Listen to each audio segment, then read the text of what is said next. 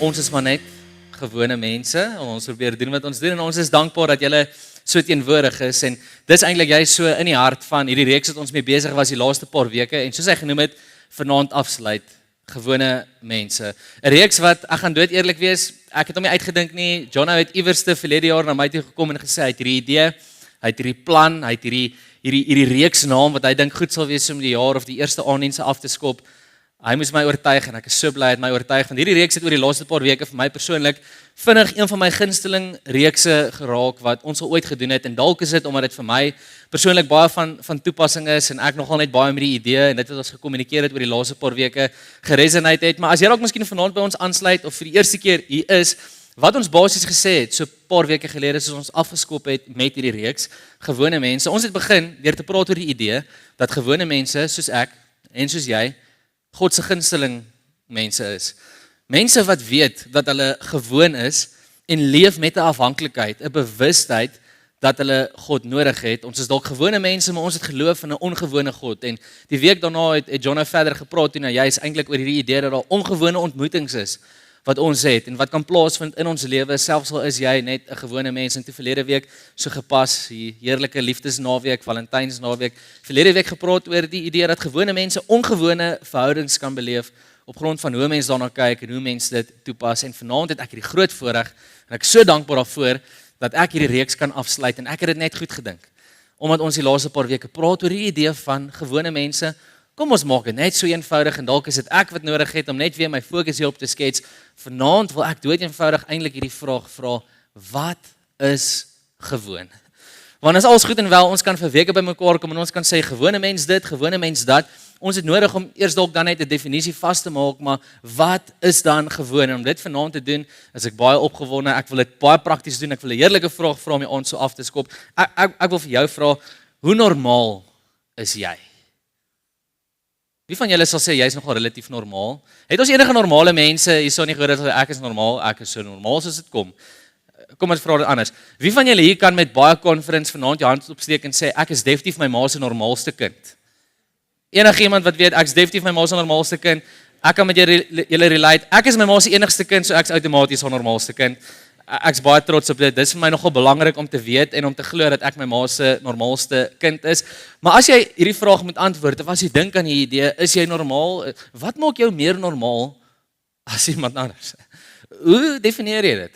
Hoe besluit jy of jy meer normaal is as jou buurman en of hy meer abnormaal is, of jou broer weerder is as jy en jy eintlik regtig ek's darm normaal, hy's weird. Hy's die een wat so bietjie snaaks is en ons het nodig om daarna te kyk. So wat is normaal?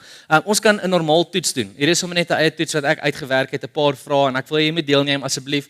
Kom ons kyk gou vinnig 'n bietjie wie's werklik normaal hier vanaand.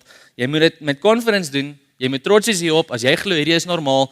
Hand op as jy glo dit is normaal om pineappel op pizza te eet. Okay, hier's 'n paar van ons wat kan ons net gou die kamer mooi lees. Wie dink dis abnormaal, dis weird as jy pineappel op pizza sit? Julle moet dit met baie meer confidence. Okay, dis amper. Julle, ek weet nie wie's reg of wie's verkeerd nie, maar die een helfte van ons gehoor is weird, die ander helfte is normaal. Jy moet maar besluit wat se een jy is. Ons kan 'n paar ander toetse doen hierso. Jy moet nou sê waar jy is. Wie van julle dink dis normaal om te slaap met kouse aan? Al wat ek wil sê, enige iemand wat slaap met kouse aan, ek dink ek's jaloers op jou, jy verklap die feit dat jy nie toonhare het nie. Ek kan dit nie doen nie. Julle, dit is seer. Die volgende ek weet nie hoekom nie, maar daai kouse restrict my toonhare, dit is seer, okay? Abnormaal, dit werk net eenvoudig glad nie vir my nie geluk as jy gladde tone het en jy dit kan doen, dit werk vir jou. Wie van julle dink dit is normaal om elke dag, en ek bedoel nie in die week, jy weet maandag tot Vrydag, dis dalk miskien elke liewe dag jou bed op te maak. Wie dink dis normaal? Enigiemand? Okay, ek sien so baie hande. Dis impressive. Ek wil net iets is al party van ons dit sal erken. Ek dink dit is normaal om dit in die week te doen, maar ek kan op naweke skiep op dit want ek bly in hom die hele tyd. Dis normaal. Nee. Okay, ons gaan aanbeweeg verby daai en dis ek weet nie of ons enigiemand gekry vir die ene nie. Ek weet nie eers eintlik of ek hoop van haar. Kom ons vra dit net. Julle, wie van julle dink dit is normaal as jy sit by 'n restaurant, jy bestel 'n milkshake en dalk 'n paar chippies om jou chips te dip in jou milkshake? Wat gaan aan? Hier's probleme. Ek hou nie van wat ek sien nie. ek weet nie, hier's mense wat glo dis normaal en dit maak my bekommerd, maar hier's die idee. Julle party van ons hier dink ons is normaal en party van ons dink ander mense is heeltemal van die pad af. En ons is baie keer dieselfde mense wat hierdie tipe goed dink of hierdie idees het van mekaar. Die idee is die volgende: wat normaal is of wat gewoon is baie relatief. Dit hang af van mens tot mens. Dit hang af van persoon tot persoon, dit hang af van gesin tot gesin en soos wat jy groot word en soos jy hierdie lewe gaan, bepaal jy min of meer wat normaal is vir jou en wat dalk vreemd is vir jou, maar daar's nie regtig 'n konkrete manier om te kan weet of om te kan sê maar dit is normaal en dit is abnormaal nie. Alhoewel ek dink ons gaan saamstem met die voorbeeld wat ek graag nog wil gebruik. Een van my gunsteling persone in die geskiedenis. En ekskuus as jy so 'n paar jaar gelede, ek het na hierdie ou verwys en oor hom gepraat so 'n paar jaar terug ook by 'n aandiens wat ons gedoen het, seker al so 3 of 4 jaar terug. Maar ek dink net hierdie is een van my favourite persone in die wêreld. Ek dink hy's nogal what a life. Wat 'n storie om te vertel. Ek dink die span kan dalk vir ons 'n foto opsit van hom. Sy naam is Fran Selak. Nou hy's van Kroasie. Dalk het jy al hierdie ou gehoor. So ja, sy naam is bietjie vreemd, Fran, so F-R-A-N, Fran. En sy van Selak, S-E-L-A-K, Selak. En jy gaan dalk hoor dat, ek weet nie wie sy van vir hom gegee het of hoe dit bepaal het nie, maar hierdie ou Selak is nogal iets anderste. Dis baie per ongeluk heel gepas. Ek het letterlik 'n afsonderlike papier hierso op 'n bladsy gemaak om sy lewe te kan lees. Hoor net 'n bietjie hierdie ou se lewe. Hy's gebore 14 Junie 1929 in Kroasie. Hy leef 'n relatief normale lewe, normale agtergrond. Hy word 'n musiekonderwyser. Alles goed, normale lewe. Niks te vreemd nie, maar dan gebeur iets interessant. Hy's 32 jaar oud in Januarie 1962, 32 jaar oud, op 'n koue wintersdag, trein waarop hy ry, het ontspoor en in 'n ysige rivier beland. In hierdie trein tragedie is daar 17 mense wat sterf, maar iemand trek hom uit die water uit. Hy breek sy arm, hy het halfpad verklim, die water was yskoud, maar Fran Selak het hom gehelp. Hy is daar uitgekom. Die volgende jaar, 1963, net na hierdie gebeur het, 'n noodgeval. Sy ma's baie siek. Hy kry die nuus sy ma's baie siek. Hy moet haastig na haar toe gaan. Hy kry 'n vliegtyg. Dis die eerste keer wat hy vlieg. Hy het nog nooit van tevore gevlieg nie. Dis die vroeë 1960s, nie baie algemeen nie. Die vliegtyg is vol waarop hy moet reis om by sy ma uit te kom, maar hy oorreed die lugredery, die airline, sodat hy saam met die personeel agter in die vliegtyg kan sit. Nie heeltemal regulation nie, maar hulle laat hom toe. Daar gebeur iets met die vlug. Albei engines gee in en die druk in die vliegtyg val. Hy word uitgeblaas uit die vliegtyg uit. No jokes. Die vlug val, 19 mense weer wat oorlede is, maar Fran Selak, hy land op 'n hooimiet en stap weg met ligte beserings, maar hy sê hy het nooit weer gevlieg na dit nie. Hy het besluit dalk moet hy eerder wegbly uit vliegtuig uit. Dis crazy. Ek weet nie of hy lucky is of unlucky is nie. Maar 3 jaar later, 1966, hy ry op 'n bus, die bus gly op die pad, land weer in 'n rivier, hierdie ou in riviere. 4 mense is oorlede, maar Fran, hy swem lewendig na die land toe. Blykbaar het hy na dit public transport ook vermy vir 'n rukkie, want hy was soos, okay, iets is nie goed nie. 4 jaar na dit, in 1970, hy kry sy eie kar. Hy travel met sy eie wiele. Soos wat hy ry, slaan sy kar aan die brand terwyl hy bestuur. Terwyl die kar nog beweeg, spring hy uit, soos met net 'n paar sekondes voor die hele kar ontplof. En ja, dis soos, okay, dalk moet ek net glad nie travel met enige vervoer van vorentoe nie. Maar hy kry nog 'n kar, hy leer nie. 3 jaar later, 1973, nuwe kar. Sy kar se petrolpomp malfunction of iets. Soveel sodat daar vuur deur die engine, soos van die engine af deur die aircon gleefies blaas. Soos daar kom vuur, dit verskroei sy hare en dit brand dit weg. Maar Fran stap weg. Letterlik dink ek stap weg en hy's okay, ek gaan loop. En julle jare gaan verby. It's amazing. Jare en jare gaan verby, meer as 20 jaar. 1995, hy's al 65 jaar oud. Hy's besig om te loop. Dit is so funny. Ek kry hom jammer. Word hy raak gery deur 'n bus terwyl hy in die dorp loop. Jy kan dit ek weet nie, kan dit skryf nie. Die volgende jaar 1966 bestuur hy weer self want obviously as die pad om te loop is gevaarlik. Hy kan nie loop nie. Hy bestuur weer self en terwyl hy in 'n bergpas ry, swaai hy uit vir 'n ander kar in die verkeerde baan. Hy ry van die pad af met 'n 100 meter afgrond. Die kar is af met 100 meter afgrond, maar Fran Selak, hy het betyds uitgespring voor die kar af is en hy het aan 'n tak gegryp en gehang. En somehow oorleef. What a guy. Fran Selak, what a great naam. Dis net unbelievable. En julle in 2003, so 'n paar jaar na dit, op 73 jarige ouderdom, wen Fran Selak die Lotto in Kroasie. Miljoene dollar. Hy wen meer as $1 miljoen. Hy het blykbaar meeste van sy geld weggegee. Ek weet nie of hy die luckieste of die unluckieste ou in history is nie. Maar om al daai goed, daai near-death experiences te hê en dan die lotto te wen, daarom die geld weggegee. So 'n paar jaar na dit, November 2016, so amper 10 jaar gelede is hy rustig oorlede op die ouderdom van 87. Wie van julle dink Frans Selak het uit 'n normale lewe geleef? Dis abnormaal. Dis weird. Wie van julle is meer normaal as Frans Selak? As ons meer normaal is hy daarom so bly om dit te hoor. Hier's weer eens die idee. Wat normaal is en wat nie normaal is nie, is so relatief. Hierdie ou kan dalk miskien dink dis die normaalste ding ooit en hier is net vir my interessant. Eintlik is dit baie obvious. Ek wil nou nie die illusion van sy lewe heeltemal verklap of dit kill nie, maar baie van sy stories oor sy lewe is unverified. Daar is nie noodwendig vir dit alles 'n konkrete bewys of 'n nuusartikel wat bevestig nie. Vir baie van die gebeure is daar nuusartikels en dinge wat bevestig dit het regtig gebeur, maar baie van die stories is maar dinge wat hy sê jy sal nie glo nie. Dit het gebeur soos wat ek gery het en dis wat hier gebeur het en ek weet nie. Miskien is dit 'n doodnormale ou wat op 'n manier gesoek het vir 'n lewe wat bietjie meer as net normaal is. Dalk is dit 'n ou wat bereid is om nog 'n storie oor homself te vertel. Ek weet nie, miskien is dit al genuine of dalk net is dit 'n gewone mens wat dalk gevoel het daar's iets te min aangewoon en ek moet dalk 'n paar goed byvoeg. Ek moet 'n paar dinge bysit of ek moet dalk 'n paar ander dinge vertel wat gewoon is of wat normaal is dalk miskien baie meer relatief as wat ons dink. Nou interessant natuurlik, die van julle wat al lank by ons aandienste is, sal weet iets is abnormaal aan vanaand. Ek sê presies seker wat als abnormaal is aan dit voel tegnologie is abnormaal tot 'n mate. Hierdie is nie normaal vir my nie. Daar's 'n paar dinge wat julle van my moet weet. Dalk ek is Tommy en daar's baie keer klomp woorde wat mense byvoeg by my naam. Tommy Tier is die algemeenste een. Party mense het al gesê Tommy tegnologie. Ek dink dit is gepas nie, want weet julle wat, Tommy Tier soek net papier. Ek soek soos op papier. John is meneer tegnologie. Hy preek met 'n tablet, julle. Hy is soos ek's nie Tommy tablet nie. Ek kan nie daai gedoen nie. Maar tegnologie het my nou vanaand so in die steek gelaat en forceer my om iets ongewoon te doen. Iets wat nie noodwendig normaal is vir my nie en van die rekenaar af te kan werk. En dit voel ook vir my vreemd, maar as ek en Christina dienste bywoon by ander kerke, wanneer ons op vakansie is, een van die kerke wat ons die gereeldste bywoon in Mosselbaai, elke keer as ons daar op vakansie is, die predikant preek met rekenaar. Dis hoe sy notas voor hom is. Vir hom is dit normaal, vir my is dit vreemd. Vir my is dit iets buite die norm, iets wat net snaaks is, ek's nie gewoond aan dit nie. En ek wil net weer eens hierdie prentjie dalk vasmaak so by ons dat dit wat jy as normaal sien, is dood eenvoudig dit waaraan jy gewoond is.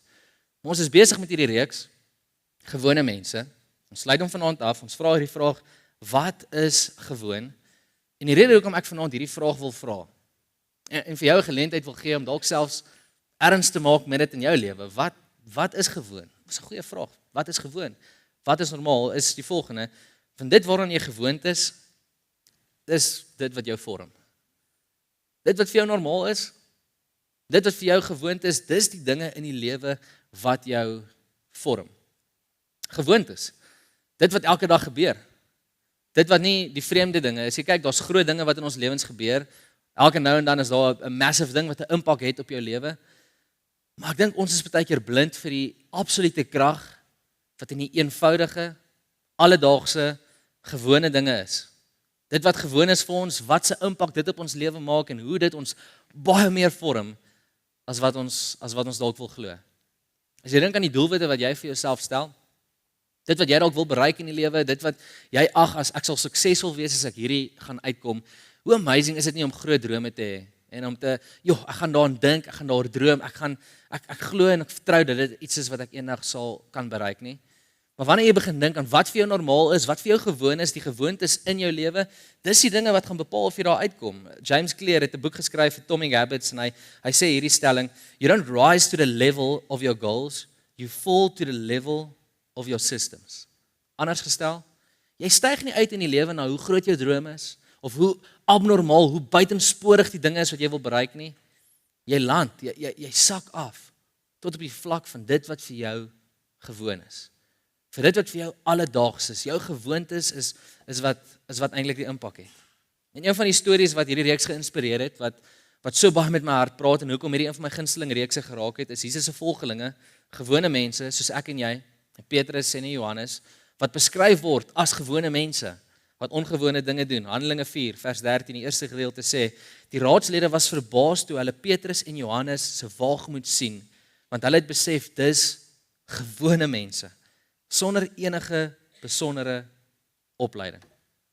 Petrus en Johannes, die apostels van Jesus, hulle doen hierdie ongelooflike, ongewone dinge kort nadat Jesus opvaar hemel toe. En hulle werk onder die krag van die Heilige Gees. Hulle sê vir 'n verlamde man, hy moet opstaan. Hulle verkondig dat Jesus Christus opgestaan het uit die dood. Hulle begin hierdie revolusie, hulle begin momentum losmaak onder mense en die raadslede en ander mense kyk na dit en sê, hoe kry hierdie normale mense abnormale dinge reg? Hulle is net gewone mense. En dis waar. Dis wat hulle was, gewone mense. Maar ons gaan vanaand hierdie vraag dan 'n bietjie verder vat en vra, hoe kan 'n gewone mens gesien word vir ongewone dinge? Soos Petrus en Johannes gesien word. Gewone mense wat ongewone dinge doen. Hoe kan 'n gewone mens soos ek en jy gesien word vir ongewone dinge? En ek dink hierdie is eintlik wat ons moet besef vanaand. Dit wat vir jou gewoon is, of dit wat vir jou normaal is dit wat jou vorm. So as jy wil hê dat jy moet begin bekend staan vir dinge wat meer as net gewoon of normaal is in jou lewe, is dit wat vir jou normaal is, of dit wat vir jou gewoon is, dis juist dit wat God moet kom verander. God moet kom verander vir jou wat normaal is. Jou definisie van gewoon, of jou definisie van normaal, moet anders lyk, as jy hierdie uitnodiging aanvaar wat Jesus vir jou rig, maar stap 'n pad saam met my, en word my volgeling. Want dis hoe Petrus en Johannes het reg gekry het, dat hulle ongewone dinge begin doen het. En beide van hulle, Petrus en Johannes, voordat Jesus hulle roep, was hulle vissermanne gewees.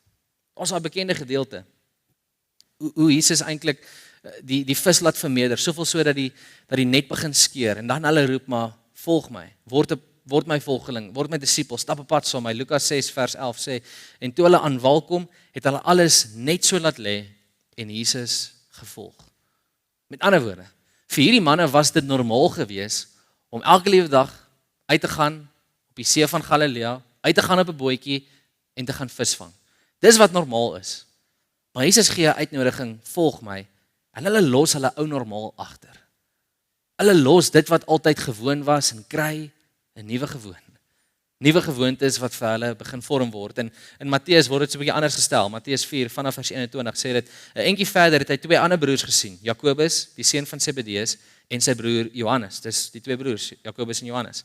Hulle was in die boot besig om saam met hulle pa aan hulle nette te werk. Daarop roep hy hulle om ook te kom. Sommer net daar het hulle die boot en hulle pa gelos en Jesus se disippels geword. Dit wat vir hulle gewoon en normaal is, dit wat hulle nog hulle hele lewe lank doen, uit te gaan op die boot, ons vang vis, ons kom terug, ons was ons nette, dis wie ons is, dis wat ons doen, ons los dit agter. Daar's 'n nuwe gewoonte wat gevorm word. Daar's 'n nuwe normaal wat gaan gefunksioneer word in ons lewens op grond van 'n uitnodiging wat ons aanvaar vir Jesus om ons te volg. En hier is dalk miskien die belangrikste ding wat jy vanaand kan hoor. Jou gewoontes vorm jou baie meer as wat jou geloof doen. Wat beteken dit? As jy sê, ek glo in Jesus, ek glo in die Here, dis als goed en wel, dis maklik om te sê, jy glo in hom, en dit gaan 'n impak hê in jou lewe. Maar jou gewoontes, en dit wat vir jou normaal is, gaan 'n baie groter impak hê, en jou baie meer vorm, as wat dit wat jy glo, ooit gaan doen. Hoe weet ek dit? Ek kan vanaand hier voor julle staan en sê, ek glo, dat dit goed is om te oefen, amper elke dag. Ek dink jy is normaal om elke dag te oefen nie. Jonathan, ek dink jy kan so 'n bietjie minder oefen en dit is goed en wel ook vir jou. Maar ek dink dit is goed vir jou. Ek dink dit is goed. Ek glo dit is goed om te kyk na jou liggaam, om te oefen gereeld. Ek glo dit is baie goed om 'n gebalanseerde dieet te eet. Inteendeel, wanneer ek sien iemand eet iets wat sleg is, dan dink ek, nee, ek glo nie dit is goed nie. Ek glo nie dit gaan, ek dink nie dit is goed vir jou nie. Ek glo dit is belangrik om 'n gebalanseerde dieet te hê. Maar as ek my lewe leef en ek glo dit is goed om te oefen, en ek glo dit is goed om 'n gebalanseerde dieet te doen, maar ek doen dit nooit nie. Ek eet nooit gesond nie. Ek daag nooit op by 'n gym nie. Ek doen nooit iets aktief nie. Ek's nooit besig om te oefen nie. Gaan dit ooit enigsins 'n impak in my lewe hê? Gaan dit my vorm? Dit gaan my dalk in die verkeerde rigting begin vorm, Ek gaan 'n ander tipe shape kry want kyk, round, ja, is ook 'n shape, rond en gesond. Is dalk nie gesond nie, maar so ook 'n shape as ek rond is. Jou gewoontes is dit wat jou vorm, nie dit wat jy glo nie. Dieselfde is waar as dit kom by jou geloof. Jou verhouding met die Here. Jy sit dalk miskien vanaand hier en jy glo in Jesus. Of dalk self sit jy hier vanaand en jy sê jy glo in Jesus, of dalk miskien sit jy hier vanaand en jy sê Tommy, ek wil so graag sê ek glo in Jesus, maar ek wil dit net sê. Ek weet nie of ek dit kan sê nie. Die realiteit is, dit wat jy glo is alles goed en wel, maar jou gewoontes, dit wat vir jou normaal is in jou lewe, gaan 9 uit 10 keer 'n baie groter impak hê op jou lewe. En wie jy word, die rigting waarin jou pad is as bloot dit wat jy glo. Ons 'n ander ongelooflike bron eintlik wat so praat oor gewoontes. Ek dink intendeel baie van wat James Clear geskryf het in Atomic Habits is geïnspireer deur Charles Duhigg. En Charles Duhigg, hy's nie noodwendig 'n gelowige nie, of hy praat nie ooit enigsins eksplisiet of oop en eerlik oor wat hy dink van godsdiens of geloof nie. Ons kan nie noodwendig verseker weet nie, maar hy het hierdie boek geskryf The Power of Habit en hy praat oor hierdie idee wat ek dink so waardevol is. These are keystone habits and they can influence how people work, eat, play, live, spend and communicate. Keystone habits start a process that over time transforms everything. En hy praat hier van 'n keystone habit, 'n hoeksteen gewoonte as jy wil, 'n sleutelsteen in jou lewe. Want as jy hierdie ding gaan glo, is dit great, maar as jy hierdie ding gaan toepas en hierdie gewoonte gaan deel maak van jou lewe, gaan dit oorspoel in alles anders wat jy doen. Dit gaan 'n impak hê op die res van jou lewe en dis eintlik waar die verskil en die definisie van normaal heeltemal gaan verander in jou lewe. En ek weet nie weer eens of Charles Duhigg wat sy saak met die Here is nie, maar ek wil so graag glo dat of hy dit besef of nie, dat hierdie idee van 'n keystone habit deel is van God se hart en hoe hy wil aan ons kommunikeer dat daar dinge is wat ons as normaal wat ons nie moet doen nie en andersom en hoe dit eintlik gaan bou wie ons word en wat hy deur ons bereik, want net in daai gedeelte nadat Jesus sy volgelinge roep, kort nadat Petrus, Johannes, Jakobus hulle normaal agterlaat en 'n nuwe gewoonte gevorm word in hulle lewe vir wie hulle is en wat hulle doen. In Lukas 6 is daar die gedeelte waar Jesus praat en hy sê hierdie woorde en dalk moet ons vanaand oplet na hierdie woorde. Watter sin het dit dat julle my aanspreek met Here, Here en nie doen wat ek sê nie? Met ander woorde, wat help dit jou? Jy sê, Here, U is my Here en ek glo nie. Maar jy doen nie wat hy van jou vra nie. Watter sin is daar in om te glo dat ek is wie ek sê ek is, maar jou lewe word nie verander deur wie ek is nie? Wat help dit jy begin hierdie eenvoudige uitnodiging, hierdie eenvoudige oefening van om tree vir tree saam met my 'n pad te begin stap nie? Dit help nie jy sê vir my Here, Here, ek glo in U nie. Jy moet doen wat ek vra. Jy moet doen wat ek sê, dan gaan hy voort en hy gebruik hierdie voorbeeld wat praat oor hierdie steen. Hy sê, elkeen wat na my toe kom en na my woorde luister en doen wat ek sê, ek sal vir julle verduidelik soos wie hy is. Hy is soos 'n man wat by die bou van sy huis die grond diep uitgegrawe en die fondament op die rotsbodem gelê het. Keystone, hoeksteen ding, hierdie diep fondasie, die groot klip, die groot steen. Ons begin heeltemal vars. Ons begin heeltemal nuut. Dit wat normaal was vir my, is nie meer normaal nie. Van die oomblik af wat ek Jesus se uitnodiging aanvaar het en ek begin saam met hom op pad stap, dit verander my hele wese. Dit verander my hele lewe, dit verander dit wat normaal was vir my en dit word iets nuut. Vir Petrus, Johannes en Jakobus was dit normaal geweest om hulle lewe te leef, uit te gaan op 'n boot en vis te vang. Elke dag tot hang af wat se vlak van sukses vandag gaan wees. En Jesus sê vir hulle, kom saam met my, ek maak jou 'n visser van mense. Dit wat normaal was vir jou, gaan nie meer vir jou normaal wees nie. En ek dink hier's van ons vanaand teenwoordig, wat 'n lewe geleef het, wat sekere dinge nog altyd glo, maar dis normaal, dis maar net wie ek is. Dis maar net hoe my ouers was. Dis maar net hoe my oupa en ouma was.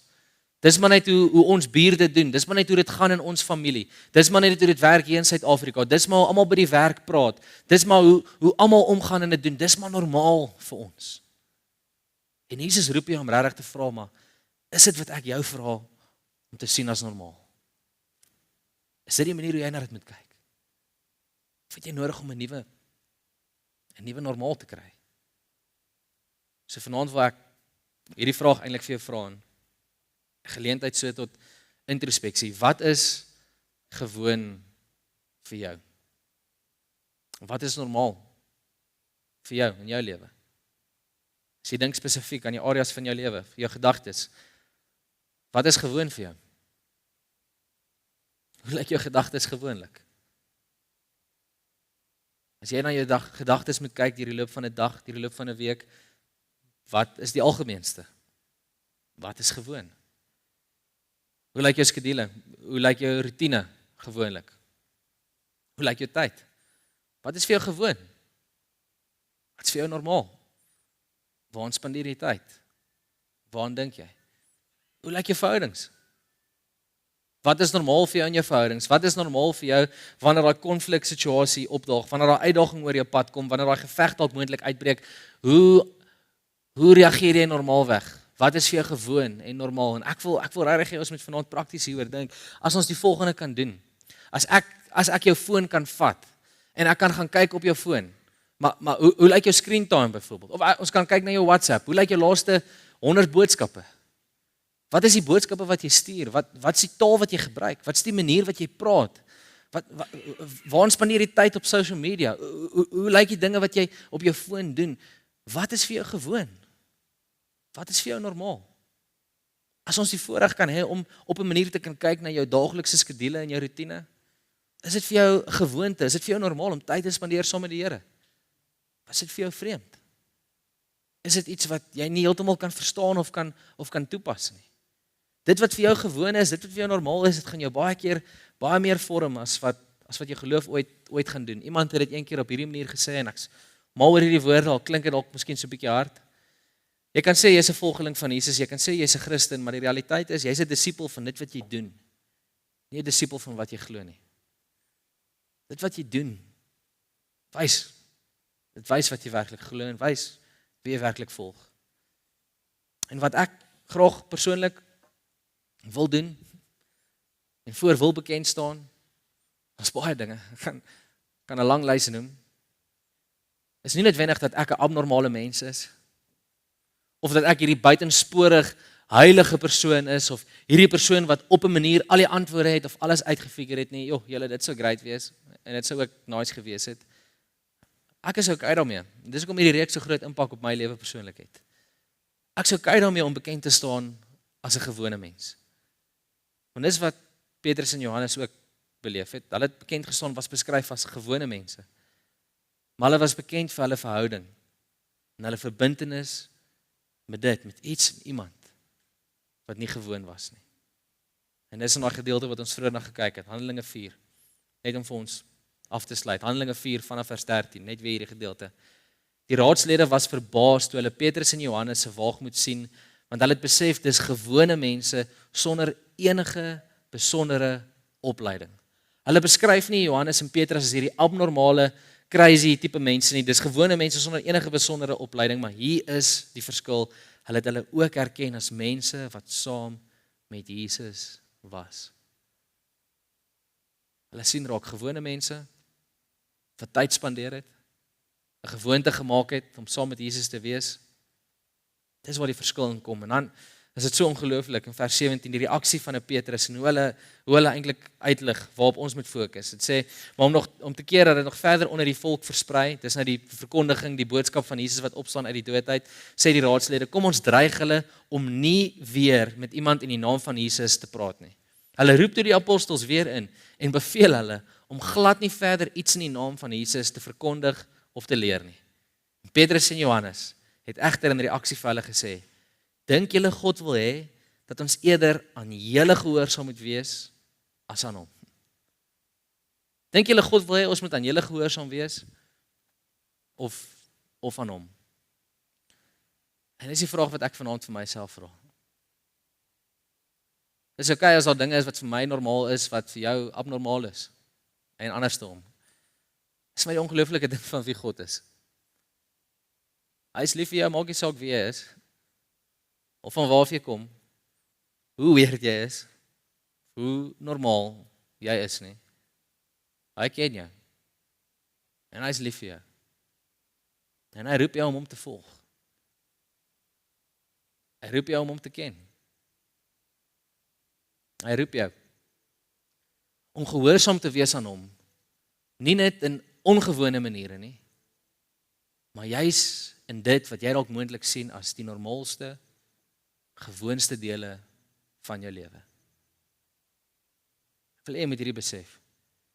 As jy gehoorsaam gaan wees aan God, wanneer hy opdaag op 'n wonderbaarlike manier in jou lewe, wanneer ook al dit gebeur, die hier en daar wat dit in ons lewens gebeur, wat God op 'n wonderbaarlike manier, in 'n wonderbaarlike seisoen in jou lewe opdaag, is dit great en dis amazing as jy in daai oomblikke van hom aan hom gehoorsaam wees.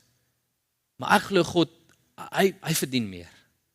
En hy vra vir meer. Asof wanneer hierdie duidelike groot, moeilike uitdagings in ons lewe kom, Here, ek gaan nou in hierdie seisoen, ek gaan aan U gehoorsaam wees. Ek glo God vra van my en jou om elke liewe dag. Die kleinste dinge, die normale dae, die gewone alledaagse. Hoe ek regmaak vir werk, hoe ek regmaak vir skool. Hoe ek opdaag by die kantoor.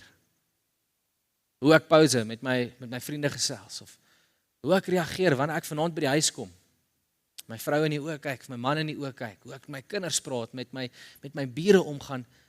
Dis wat God van ons vra om gehoorsaam te wees. Die klein dinge.